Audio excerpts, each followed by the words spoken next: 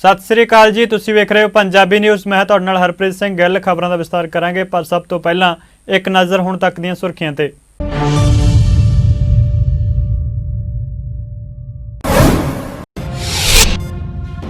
केंद्र सरकार ते किसानां विचाले 8वें गेड़ की बैठक बेनतीज है। किसान कानून वापसी की मंग उत्ते अड़े। अगली बैठक 15 जनवरी नूं।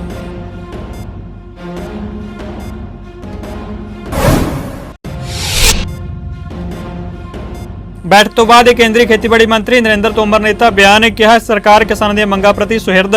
अगली बैठक च नतीजा आउण दी संभावना।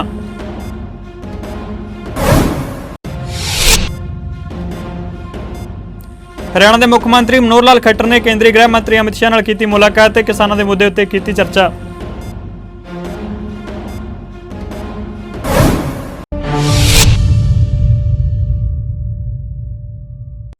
ते हुण खबरां विस्तार नाल। केंद्र सरकार ते किसान आगूआं विचाले विज्ञान भवन च हुई 8वें दौर की बैठक खत्म हो गई है।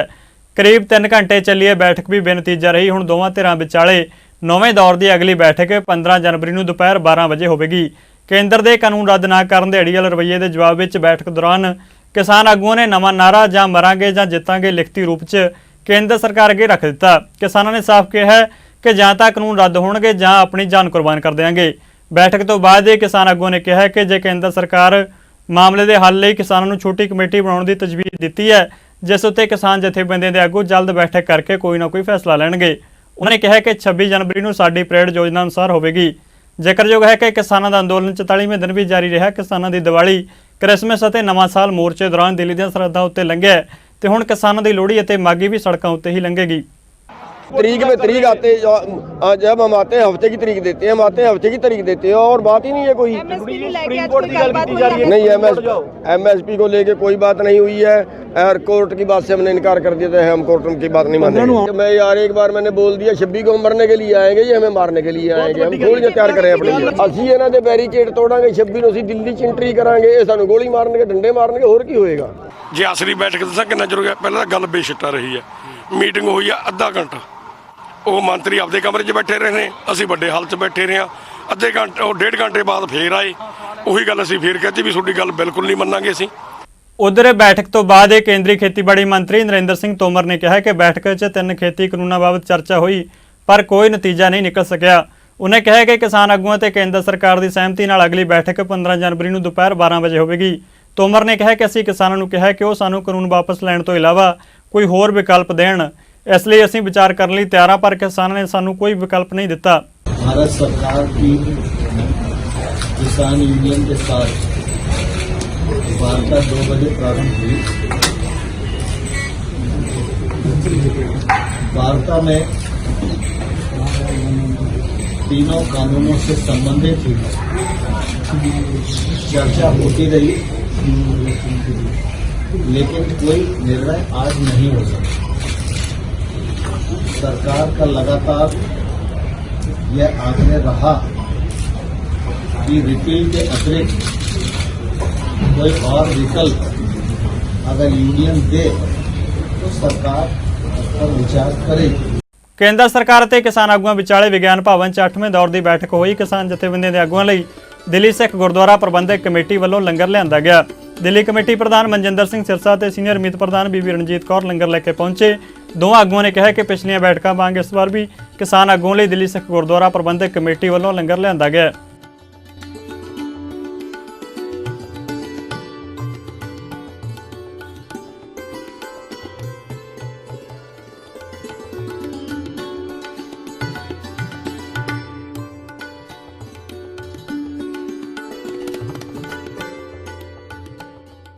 नहीं असी तो हर मीटिंग च पहुँचते हैं, बड़ी उम्मीद नाल बड़े आसमंद होकर पहुँचते हैं भी शायद इस मीटिंग च रस्ता निकल आए, शायद इस मीटिंग च रस्ता निकल आए। तिन्ने कानून रद्द हो जान। असी तो यह भी अरदास करते कि गुरु साहब कृपा करन और ये मसला हल होए। सर अंदर वास्ते भी लिया गया, बाहर अंदर वास्ते भी दाल, सब्जी आ, पुलाव आ और सेवियाँ और प्रशादे।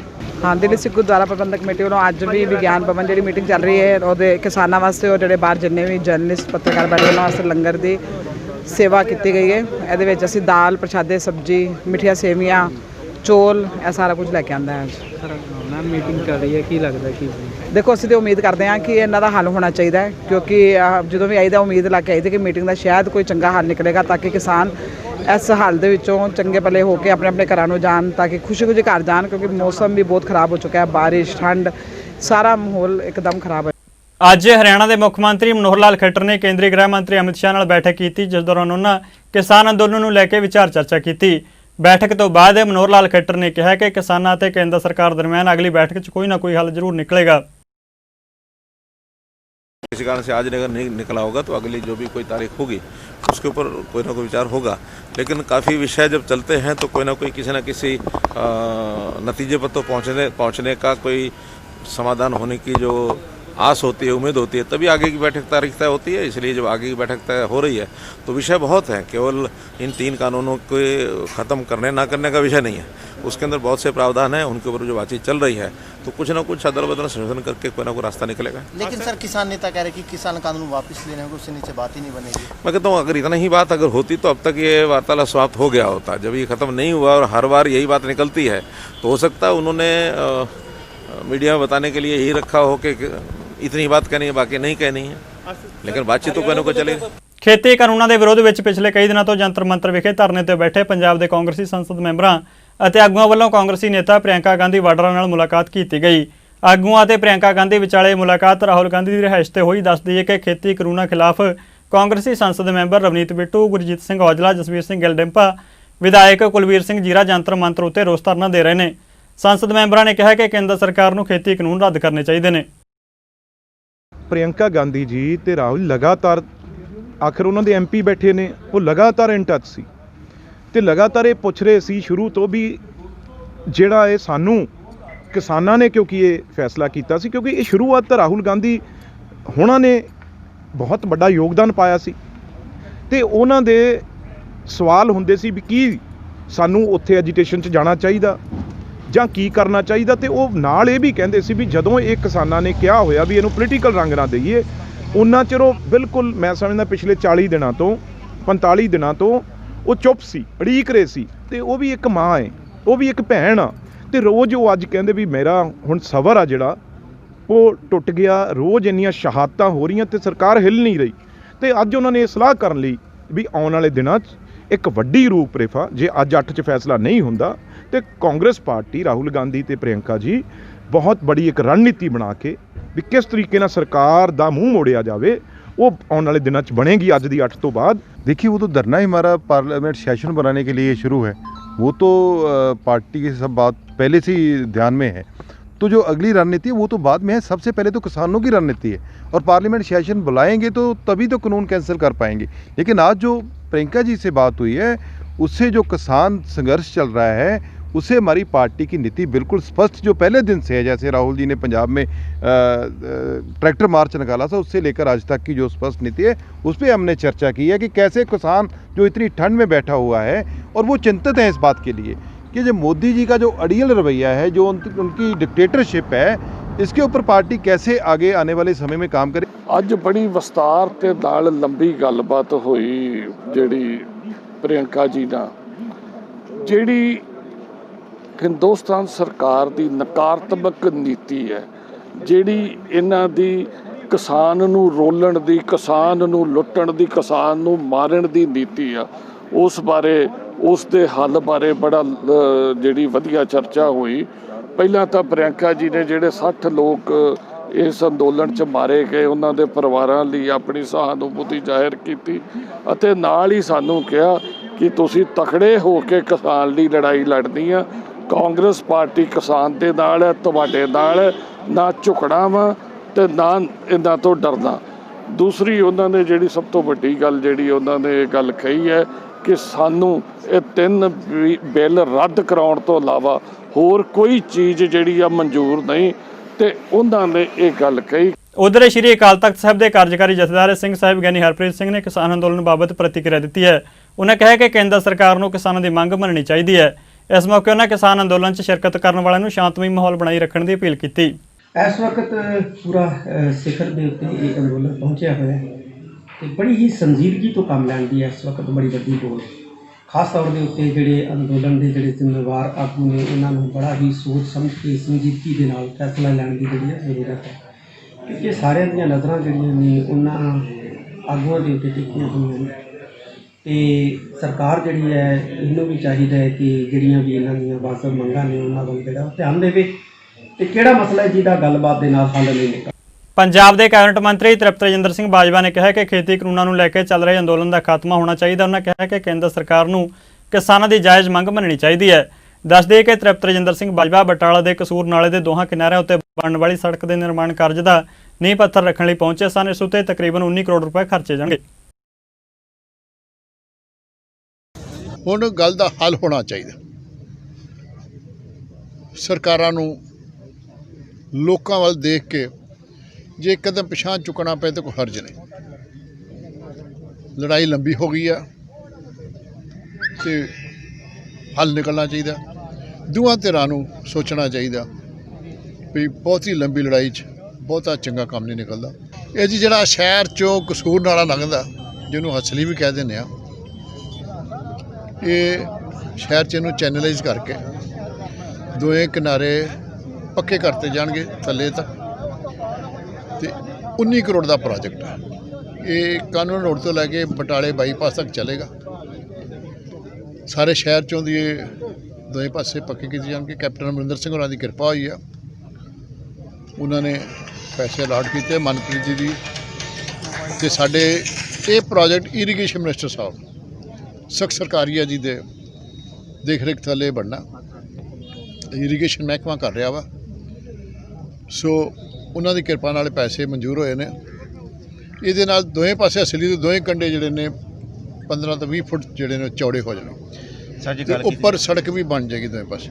ਪਟਿਆਲਾ ਤੋਂ ਸੰਸਦ ਮੈਂਬਰ ਮਹਾਰਾਣੀ ਪ੍ਰਨੀਤ ਕੌਰ ਜ਼ਿਲ੍ਹਾ ਪਟਿਆਲਾ ਦੇ ਉਹਨਾਂ ਕਿਸਾਨਾਂ ਦੇ ਪਰਿਵਾਰਾਂ ਨੂੰ ਨਵੇਂ ਟਰੈਕਟਰ ਟਰਾਲੀ ਪ੍ਰਦਾਨ ਕਰਨ ਲਈ ਪਿੰਡ ਸਫੇੜਾ ਵਿਖੇ ਪੁੱਜੇ, ਜਿਨ੍ਹਾਂ ਕਿਸਾਨਾਂ ਦੇ ਟਰੈਕਟਰ ਤੇ ਟਰਾਲੀ ਸਿੰਘੂ ਬਾਰਡਰ ਤੋਂ ਵਾਪਸ ਪਰਤਦੇ ਸਮੇਂ ਇੱਕ ਹਾਦਸੇ ਦਾ ਸ਼ਿਕਾਰ ਹੋ ਕੇ ਪੂਰੀ ਤਰ੍ਹਾਂ ਨੁਕਸਾਨੇ ਗਏ ਸਨ। ਪ੍ਰਨੀਤ ਕੌਰ ਦੀ ਪਹਿਲ ਕਦਮੀ ਉੱਤੇ ਹਾਦਸੇ 'ਚ ਆਪਣੀ ਜਾਨ ਗਵਾਉਣ ਵਾਲੇ ਕਿਸਾਨ ਲਾਭ ਸਿੰਘ ਦੇ ਪਰਿਵਾਰ ਨੂੰ ਸੋਨਾਲੀਕਾ ਕੰਪਨੀ ਵੱਲੋਂ ਨਵਾਂ ਟਰੈਕਟਰ ਅਤੇ ਹਾਦਸੇ 'ਚ ਜ਼ਖਮੀ ਹੋਏ ਸਰਪੰਚ ਨਰਿੰਦਰ ਸਿੰਘ ਨੂੰ ਨਾਭਾ ਪਾਵਰ ਲਿਮਟਿਡ ਵੱਲੋਂ ਟਰਾਲੀ ਮੁਹੱਈਆ ਕਰਵਾਈ ਗਈ ਹੈ। ਲੋਕ ਸਭਾ ਮੈਂਬਰ ਨੇ ਇਸੇ ਦੌਰਾਨ ਪਿੰਡ ਪ੍ਰਤਾਪਗੜ੍ਹ ਦੇ ਬੀਤੇ ਦਿਨੀ ਫੌਤ ਹੋਏ ਕਿਸਾਨ ਜਗੀਰ ਸਿੰਘ ਦੀ ਸੁਪਤਨੀ, ਪੁੱਤਰ ਅਤੇ ਹੋਰ ਪਰਿਵਾਰਕ ਮੈਂਬਰਾਂ ਨੂੰ ਮਿਲ ਕੇ ਉਹਨਾਂ ਨਾਲ ਹਮਦਰਦੀ ਦਾ ਇਜ਼ਹਾਰ ਕੀਤਾ। ਇਸ ਤੋਂ ਇਲਾਵਾ ਉਹਨਾਂ ਨੇ ਮਹਿਮਦਪੁਰ ਜੱਟਾਂ ਦੇ ਕਿਸਾਨ ਹਰਬੰਸ ਸਿੰਘ ਦੇ ਪੁੱਤਰ ਸਤਪਾਲ ਸਿੰਘ, ਦਵਿੰਦਰ ਸਿੰਘ ਅਤੇ ਪੋਤਰੇ ਜਗਤਾਰ ਸਿੰਘ ਨੂੰ ਵੀ ਮਿਲ ਕੇ ਅਫਸੋਸ ਪ੍ਰਗਟਾਉਂਦੇ ਹਮਦਰਦੀ ਜਤਾਈ। ਇਸ ਪਿੰਡ ਦੇ ਵਿੱਚੋਂ ਜਦ ਸੰਘਰਸ਼ ਦੇ ਵਿੱਚ ਅੰਦੋਲਨ ਦੇ ਵਿੱਚ ਕਿਸਾਨ ਗਏ ਸੀ ਤਾਂ ਲਾਭ ਸਿੰਘ ਜੀ ਔਰ ਗੁਰਪ੍ਰੀਤ ਉਸ ਦੇ ਵਿੱਚ ਟਰੈਕਟਰ ਟਰਾਲੀ ਉਲਟ ਗਈ ਸੀ ਤਾਂ ਉਹ ਸ਼ਹੀਦ ਹੋ ਗਏ ਸੀ। ਤਾਂ ਉਹਨਾਂ ਦੇ ਜੋ ਮਦਦ ਪੰਜਾਬ ਸਰਕਾਰ ਨੇ 5-5 ਲੱਖ ਦੀ ਕੀਤੀ ਔਰ ਜਿਹੜੇ ਫੱਟੜ ਹੋ ਗਏ ਸੀ ਉਹਨਾਂ ਦੇ 50-50 ਹਜ਼ਾਰ ਦੀ ਮਦਦ ਕੀਤੀ। ਪਰ ਜਦ ਮੈਂ ਆਈ ਮੈंने ਇਹਨਾਂ ਦੀ ਹਾਲਤ ਦੇਖੀ ਤਾਂ ਮੇਰੇ ਮਨ ਦੇ ਵਿੱਚ ਜ਼ਰੂਰ ਆਇਆ ਕਿ ਜੋ ਇਹਨਾਂ ਦੇ ਔਜ਼ਾਰ ਹੁੰਦੇ ਨੇ ਜਿਨ੍ਹਾਂ ਦੇ ਰਾਹੀਂ ਇਹ ਕੰਮ ਕਰਦੇ ਨੇ, ਕਿਸਾਨ ਖੇਤੀ ਕਰਦੇ ਨੇ, ਜ਼ਰੂਰਤ ਹੁੰਦੀ ਹੈ ਟਰੈਕਟਰ ਔਰ ਟਰਾਲੀ ਦੀ ਕਿ ਜਿਸ ਦੀ ਟਰਾਲੀ ਗਈ, ਜਿਸ ਦਾ ਟਰੈਕਟਰ ਗਿਆ, ਅਸੀਂ ਉਹਨਾਂ ਦਾ ਮਦਦ ਕਰੀਏ। ਤਾਂ ਜਦ ਮੈਂ ਸੋਨਾਲੀਕਾ ਵਾਲਿਆਂ ਨਾਲ ਗੱਲ ਕੀਤੀ ਕਿ ਮੈਨੂੰ ਟਰੈਕਟਰ ਅਸੀਂ ਲੈਣਾ ਹੈ, ਕਹਿੰਦੇ ਉਹ ਸੇਵਾ ਅਸੀਂ ਕਰਾਂਗੇ। ਤਾਂ ਅੱਜ ਉਹਨਾਂ ਦੇ ਰਿਪਰੈਜ਼ੈਂਟੇਟਿਵ ਆਏ ਹੋਏ ਨੇ, ਉਹਨਾਂ ਦੇ ਰਾਹੀਂ ਅਸੀਂ ਚਾਬੀ ਫੜਵਾਈ ਹੈ। ਇਸੇ ਤਰੀਕੇ ਦੇ ਨਾਲ ਨਾਭਾ ਪਾਵਰ ਜੋ ਹੈਗਾ ਉਹਨਾਂ ਨੇ ਆਪਣੇ ਵੱਲੋਂ ਆਪਣੇ ਫੰਡ 'ਚੋਂ ਜੋ ਟਰਾਲੀ ਹੈ ਉਹ ਕਰਕੇ ਦਿੱਤੀ ਹੈ। ਮੈਂ ਇਹਨਾਂ ਦਾ ਧੰਨਵਾਦ ਕਰਦੀ ਹਾਂ ਕਿ ਕਿਸਾਨਾਂ ਦੀ ਲੋੜ ਪੂਰੀ ਕੀਤੀ ਔਰ ਮੈਂ ਆਸ ਰੱਖਦੀ ਹਾਂ ਕਿ ਵਾਹਿਗੁਰੂ ਮਿਹਰ ਭਰਿਆ ਹੱਥ ਧਰਨ। ਇਹ ਜੋ ਸੈਂਟਰਲ ਦੀ ਗਵਰਨਮੈਂਟ ਹੈ ਇਹਨਾਂ ਜਲਦੀ ਤੋਂ ਜਲਦੀ ਇਹ ਨਿਪਟਾਉਣ ਔਰ ਕਿਸਾਨਾਂ ਦੀ ਜਾਇਜ਼ ਮੰਗਾਂ ਨੂੰ ਪੂਰਾ ਕਰਨ। ਕਿਸਾਨ ਅੰਦੋਲਨ 'ਚ ਸ਼ਾਮਲ ਹੋਣ ਵਾਲੀ ਬਜ਼ੁਰਗ ਬੇਬੇ ਮਹਿੰਦਰ ਕੌਰ ਨੇ ਬਾਲੀਵੁੱਡ ਅਦਾਕਾਰਾ ਕੰਗਣਾ ਰਣੌਤ ਦੇ ਖਿਲਾਫ ਮਾਣਹਾਨੀ ਦਾ ਕੇਸ ਦਰਜ ਕਰਵਾਇਆ। ਦੱਸ ਦੇ ਕਿ ਕੰਗਣਾ ਨੇ ਟਵਿੱਟਰ ਉੱਤੇ ਟਿੱਪਣੀ ਕਰਕੇ ਕਿਹਾ ਸੀ ਕਿ 100 ਰੁਪਏ ਲੈ ਕੇ ਧਰਨੇ 'ਚ ਬੀਬੀਆਂ ਸ਼ਾਮਲ ਹੁੰਦੀਆਂ ਨੇ। ਹੁਣ ਬੇਬੇ ਮਹਿੰਦਰ ਕੌਰ ਨੇ ਕੰਗਣਾ ਖਿਲਾਫ ਬਠਿੰਡਾ ਦੀ ਅਦਾਲਤ 'ਚ ਮਾਣਹਾਨੀ ਦਾ ਮੁਕੱਦਮਾ ਦਰਜ ਕਰਵਾ ਦਿੱਤਾ ਹੈ। ਕੰਗਣਾ ਨੇ ਟਵਿੱਟਰ ਉੱਤੇ ਬੇਬੇ ਮਹਿੰਦਰ ਕੌਰ ਦੀ ਇੱਕ ਤਸਵੀਰ ਵੀ ਸਾਂਝੀ ਕੀਤੀ ਸੀ, ਜਿਸ ਮਗਰੋਂ ਸੋਸ਼ਲ ਮੀਡੀਆ ਉੱਤੇ ਹੰਗਾਮਾ ਮਚ ਗਿਆ ਸੀ। ਇਸ ਤਸਵੀਰ ਮਗਰੋਂ ਦਲਜੀਤ ਦੋਸਾਂਝ ਅਤੇ ਕੰਗਣਾ ਵਿਚਾਲੇ ਟਵਿੱਟਰ ਵਾਰ ਵੀ ਸ਼ੁਰੂ ਹੋ ਗਈ ਸੀ, ਜੋ ਅੱਜ ਵੀ ਜਾਰੀ ਹੈ। ਹਰਿਆਣਾ ਦੇ ਖੇਤੀਬਾੜੀ ਮੰਤਰੀ ਜੇਪੀ ਦਲਾਲ ਨੇ ਕਿਹਾ ਕਿ ਪੰਚਕੂਲਾ ਦੇ ਕੁਝ ਪੋਲਟਰੀ ਨਮੂਨਿਆਂ ਦੇ ਏਵੀਅਨ ਫਲੂ ਨਾਲ ਪੀੜਤ ਹੋਣ ਦੀ ਪੁਸ਼ਟੀ ਹੋਈ ਹੈ। ਇਸ ਕਰਕੇ ਉੱਥੇ 1,60,000 ਤੋਂ ਵੱਧ ਮੁਰਗੀਆਂ ਨੂੰ ਮਾਰਿਆ ਜਾਵੇਗਾ। ਦਲਾਲ ਨੇ ਕਿਹਾ ਕਿ ਪੰਚਕੂਲਾ ਦੇ ਰਾਏਪੁਰ ਢਾਣੀ ਬਲਾਕ 'ਚ ਸਿਧਾਰਥ ਪੋਲਟਰੀ ਫਾਰਮ ਦੇ 5 ਨਮੂਨੇ ਜਾਂਚ 'ਚ ਏਵੀਅਨ ਫਲੂ H5N8 ਸਟੇਨ ਨਾਲ ਪੀੜਤ ਪਾਏ ਗਏ। ਇਹ ਇਨਫਲੂਐਂਜ਼ਾ ਵਾਇਰਸ ਹੈ। ਉਹਨਾਂ ਨੇ ਕਿਹਾ ਕਿ ਇਸੇ ਤਰ੍ਹਾਂ ਪੰਚਕੂਲਾ ਦੇ ਨੇਚਰ ਪੋਲਟਰੀ ਫਾਰਮ ਦੇ ਕੁਝ ਪੰਛੀਆਂ ਦੇ ਨਮੂਨਿਆਂ 'ਚ ਵੀ ਇਨਫੈਕਸ਼ਨ ਦੀ ਪੁਸ਼ਟੀ ਹੋਈ ਹੈ। ਇਹ ਨਮੂਨੇ ਭੋਪਾਲ ਦੀ ਪ੍ਰਯੋਗਸ਼ਾਲਾ 'ਚ ਭੇਜੇ ਗਏ ਸਨ ਅਤੇ ਉਹਨਾਂ ਦੀ ਰਿਪੋਰਟ ਹੁਣ ਆ ਚੁੱਕੀ ਹੈ। ਮੰਤਰੀ ਨੇ ਕਿਹਾ ਕਿ ਕੇਂਦਰ ਦੇ ਦਿਸ਼ਾ ਨਿਰਦੇਸ਼ਾਂ ਅਨੁਸਾਰ ਜਿਸ ਕਿਸੇ ਫਾਰਮ ਦੀਆਂ ਮੁਰਗੀਆਂ ਇਨਫੈਕਟਡ ਪਾਈਆਂ ਜਾਂਦੀਆਂ ਨੇ ਉਸ ਦੇ 1 ਕਿਲੋਮੀਟਰ ਦੇ ਦਾਇਰੇ 'ਚ ਮੁਰਗੀਆਂ ਨੂੰ ਮਾਰ ਦਿੱਤਾ ਜਾਵੇਗਾ। ਦੱਸਣਯੋਗ ਹੈ ਕਿ ਕੁਝ ਫਾਰਮਾਂ ਤੇ ਪਿਛਲੇ ਕੁਝ ਦਿਨਾਂ 'ਚ 4 ਲੱਖ ਤੋਂ ਵੱਧ ਮੁਰਗੀਆਂ ਮਰ ਚੁੱਕੀਆਂ ਨੇ। ਦੇਸ਼ 'ਚ ਕੋਰੋਨਾ ਵੈਕਸੀਨੇਸ਼ਨ ਦੀਆਂ ਤਿਆਰੀਆਂ ਜ਼ੋਰਾਂ ਤੇ ਨੇ। ਕੇਂਦਰ ਵੱਲੋਂ ਸਾਫ਼ ਕੀਤਾ ਗਿਆ ਕਿ ਆਮ ਲੋਕਾਂ ਤੱਕ ਵੈਕਸੀਨ ਪਹੁੰਚਾਉਣ ਲਈ ਯੋਜਨਾ ਤਿਆਰ ਹੈ। ਇਸੇ ਤਹਿਤ ਅੱਜ ਦੇਸ਼ ਦੇ 700 ਜ਼ਿਲ੍ਹਿਆਂ ਵਿੱਚ ਕੋਰੋਨਾ ਵੈਕਸੀਨ ਦਾ ਡਰਾਈ ਰਨ ਕੀਤਾ ਗਿਆ। ਇਸੇ ਤਹਿਤ ਜਲੰਧਰ 'ਚ ਵੀ ਵੈਕਸੀਨ ਦਾ ਡਰਾਈ ਰਨ ਕੀਤਾ ਗਿਆ। ਇਸ ਮੌਕੇ ਸਿਵਲ ਹਸਪਤਾਲ 'ਚ 100 ਸਿਹਤ ਕਾਮਿਆਂ ਨੂੰ ਡਮੀ ਵੈਕਸੀਨ ਦੇਣ ਦੀ ਰਿਹਰਸਲ ਕੀਤੀ ਗਈ। ਦੱਸ ਦਈਏ ਕਿ ਡਰਾਈ ਰਨ 'ਚ ਉੱਤਰ ਪ੍ਰਦੇਸ਼ ਤੇ ਹਰਿਆਣਾ ਨੂੰ ਸ਼ਾਮਲ ਨਹੀਂ ਕੀਤਾ ਗਿਆ। ਦਿੱਲੀ ਦੇ ਮੁੱਖ ਮੰਤਰੀ ਅਰਵਿੰਦ ਕੇਜਰੀਵਾਲ ਨੇ ਕਿਹਾ ਕਿ ਬ੍ਰਿਟੇਨ ਤੋਂ ਰਾਸ਼ਟਰੀ ਰਾਜਧਾਨੀ ਪਹੁੰਚਣ ਵਾਲੇ ਸਾਰੇ ਯਾਤਰੀਆਂ ਲਈ 7 ਦਿਨ ਦਾ ਸੰਸਥਾਗਤ ਇਕਾਂਤਵਾਸ ਜ਼ਰੂਰੀ ਹੋਵੇਗਾ। ਉਹਨਾਂ ਨੇ ਕਿਹਾ ਕਿ ਕੋਵਿਡ-19 ਜਾਂਚ ਨੈਗੇਟਿਵ ਪਾਏ ਜਾਣ ਦੇ ਬਾਅਦ ਵੀ ਹਰ ਯਾਤਰੀ ਨੂੰ 7 ਦਿਨ ਇਕਾਂਤਵਾਸ ਵਿੱਚ ਰਹਿਣਾ ਹੋਵੇਗਾ ਤੇ ਇਸ ਤੋਂ ਬਾਅਦ 7 ਦਿਨ ਘਰ ਵਿੱਚ ਇਕਾਂਤਵਾਸ ਰਹਿਣਾ ਹੋਵੇਗਾ। ਕੇਜਰੀਵਾਲ ਨੇ ਕਿਹਾ ਕਿ ਦਿੱਲੀ ਵਾਸੀਆਂ ਨੂੰ ਬ੍ਰਿਟੇਨ ਦੇ ਕੋਰੋਨਾ ਵਾਇਰਸ ਦੇ ਨਵੇਂ ਪ੍ਰਕਾਰ ਦੇ ਸੰਪਰਕ 'ਚ ਆਉਣ ਤੋਂ ਬਚਾਉਣ ਲਈ ਦਿੱਲੀ ਸਰਕਾਰ ਨੇ ਕਈ ਅਹਿਮ ਫੈਸਲੇ ਲਏ ਨੇ। ਬ੍ਰਿਟੇਨ ਤੋਂ ਆ ਰਹੇ ਯਾਤਰੀਆਂ ਨੂੰ ਹਵਾਈ ਅੱਡੇ ਉੱਤੇ ਪਹੁੰਚਣ ਉੱਤੇ ਆਪਣੇ ਖਰਚ ਉੱਤੇ RT-PCR ਜਾਂਚ ਕਰਵਾਉਣੀ ਹੋਵੇਗੀ। ਉਹਨਾਂ ਕਿਹਾ ਕਿ ਬ੍ਰਿਟੇਨ ਤੋਂ ਆ ਰਹੇ ਲੋਕਾਂ 'ਚ ਜੋ ਇਨਫੈਕਸ਼ਨ ਨਾਲ ਪੀੜਤ ਪਾਏ ਜਾਣਗੇ ਉਹਨਾਂ ਨੂੰ ਇਕਾਂਤਵਾਸ ਕੇਂਦਰ 'ਚ ਰੱਖਿਆ ਜਾਵੇਗਾ। ਅੰਮ੍ਰਿਤਸਰ ਦੇ ਪੁਲਿਸ ਸਟੇਸ਼ਨ ਵਿੱਚ ਵਿਮਨ ਹੈਲਪ ਡੈਸਕ ਬਣਾਏ ਜਾ ਰਹੇ ਨੇ। ਇਸ ਦੇ ਤਹਿਤ ਪੁਲਿਸ ਥਾਣੇ 'ਚ ਮਹਿਲਾ ਪੁਲਿਸ ਮੁਲਾਜ਼ਮਾਂ ਨੂੰ ਤਾਇਨਾਤ ਕੀਤਾ ਗਿਆ ਹੈ ਜੋ ਮਹਿਲਾਵਾਂ ਦੀਆਂ ਸਮੱਸਿਆਵਾਂ ਸੁਣਨਗੇ। ਉਧਰ ਅੰਮ੍ਰਿਤਸਰ ਸ਼ਹਿਰ 'ਚ ਵਾਧੇ ਕ੍ਰਾਈਮ ਨੂੰ ਵੇਖਦਿਆਂ ਪੁਲਿਸ ਵੱਲੋਂ ਸ਼ਹਿਰ 'ਚ 40 ਥਾਵਾਂ ਉੱਤੇ ਤਕਰੀਬਨ 202 CCTV ਕੈਮਰੇ ਵੀ ਲਗਾਏ ਗਏ ਨੇ। ਪੁਲਿਸ ਕਮਿਸ਼ਨਰ ਸੁਖਚੈਨ ਸਿੰਘ ਗਿੱਲ ਨੇ ਦੋਵਾਂ ਮਸਲਿਆਂ ਬਾਰੇ ਜਾਣਕਾਰੀ ਸਾਂਝੀ ਕੀਤੀ। ਪੰਜਾਬ ਟੈਕਨੀਕਲ ਸਰਵਿਸਿਜ਼ ਯੂਨੀਅਨ ਨੇ ਪੰਜਾਬ ਸਰਕਾਰ ਵੱਲੋਂ ਨਿੱਜੀਕਰਨ ਅਤੇ ਸੈਂਟਰ ਸਰਕਾਰ ਵੱਲੋਂ ਜਾਰੀ ਕੀਤੇ ਆਰਡੀਨੈਂਸ ਕਾਨੂੰਨਾਂ ਦੀ ਵਿਰੋਧਤਾ ਨੂੰ ਲੈ ਕੇ ਵੱਖ-ਵੱਖ ਜਥੇਬੰਦੀਆਂ ਦੇ ਸਹਿਯੋਗ ਨਾਲ ਪਟਿਆਲਾ ਦੇ DC ਦਫ਼ਤਰ ਸਾਹਮਣੇ ਰੋਸ ਧਰਨਾ ਦਿੱਤਾ। ਉਹਨਾਂ ਨੇ ਮੁੱਖ ਮੰਗਾਂ ਵਿੱਚ ਦੱਸਿਆ ਕਿ ਪੀਣ ਵਾਲੇ ਪਾਣੀ ਦਾ ਨਿੱਜੀਕਰਨ ਬੰਦ ਕੀਤਾ ਜਾਵੇ, ਲੇਬਰ ਕਾਨੂੰਨਾਂ ਵਿੱਚ ਕੀਤੀਆਂ ਜਾਣ ਵਾਲੀਆਂ ਮਜ਼ਦੂਰ ਵਿਰੋਧੀ ਸੋਧਾਂ ਬੰਦ ਕੀਤੀਆਂ ਜਾਣ, ਸਾਰਵਜਨਿਕ ਵੰਡ ਪ੍ਰਣਾਲੀ ਨੂੰ ਮਜ਼ਬੂਤ ਕਰਕੇ ਸਭ ਲਈ ਸਸਤੇ ਰਾਸ਼ਨ ਦਾ ਪ੍ਰਬੰਧ ਕੀਤਾ ਜਾਵੇ, ਸਭ ਲਈ ਪੱਕੇ ਰੁਜ਼ਗਾਰ ਦਾ ਪ੍ਰਬੰਧ ਲਾਜ਼ਮੀ ਕੀਤਾ ਜਾਵੇ, ਸਰਕਾਰੀ ਅਦਾਰਿਆਂ ਦਾ ਨਿੱਜੀਕਰਨ ਬੰਦ ਕੀਤਾ ਜਾਵੇ। ਇਸ ਤੋਂ ਇਲਾਵਾ ਉਹਨਾਂ ਕੋਈ ਹੋਰ ਮੰਗਾਂ ਵੀ ਸਰਕਾਰ ਅੱਗੇ ਰੱਖੀਆਂ।